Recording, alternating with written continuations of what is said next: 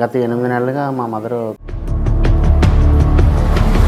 CT scan, endoscopic అంతా చేసింది. మా మదర్కి స్టమక్ క్యాన్సర్ ఉన్నది. పునర్జన్మన హాస్పిటల్ గురించి.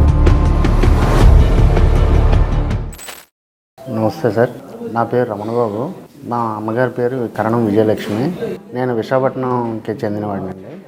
గత 8 నెలలుగా మా మదరు కడుపు నొప్పితో బాధపడుతూ ఉండేవారు. గ్యాస్ట్రాలజిస్ట్ వాళ్ళని సంప్రదించాను. సిటీ స్కాన్, ఎండోస్కోపిక్ అంతా చేసిన తర్వాత బయోప్సీ రిపోర్ట్కి అని చెప్పి వాళ్ళు స్లైడ్స్ తీసి ఇచ్చారు. మా మదర్కి స్టమక్ క్యాన్సర్ ఉన్నదని నిర్ధారణ అయింది. నా కుటుంబ సభ్యులు వాళ్ళు ఈ క్యాన్సర్ వ్యాధితోనే బాధపడుతుండగా పునర్జన్మన హాస్పిటల్ గురించి నాకు తెలిసిందండి.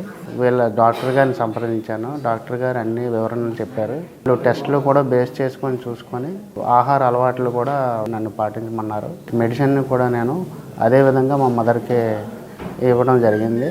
సో అది ఇచ్చిన 1 వారం తర్వాత మా మదర్ని అడిగితే నొప్పి అనేది కొంచెం తగ్గింది అన్న విషయాన్ని నాకు వివరించారు. సో ఈ మెడిసిన్ ద్వారా నాకు ఇంకా కొంచెం నమ్మకం కుదరడంతో 2వ మారు కూడా నేను రావడం జరిగిందండి. ఈ పునర్జన్మ మెడిసిన్ వాడక ముందు అయితే అసలు నాకు హోప్సే లేకుండా పోయాయి సార్. నిజంగా నాకు మనసు చిన్నదైపోయింది. ఏం చేయాలో నాకు అర్థం కాలేదు. ఈ పునర్జన్మ హాస్పిటల్ గురించి సజెషన్ ఇవ్వడం జరగడంతో తద్వారా నేను ఇక్కడ మెడిసిన్ నుంచి నేను తీసుకెళ్ళి అక్కడ వాడకం చేయించిన తర్వాత మా మదర్ ఈ విధంగా చెప్పడంతో నాకు కొంచెం నమ్మకం కుదరడం జరిగింది సార్. తద్వారా నేను 2వసారి రావడం జరిగింది.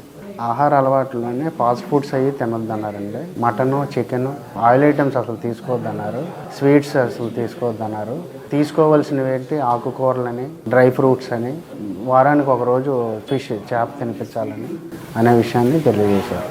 ఎవరైనా ఇటువంటి వ్యాధితో ఎవరైనా బాధపడుతూ ఉంటే నాలాగా ఒకసారి వచ్చి మీరు ట్రై చేయండి.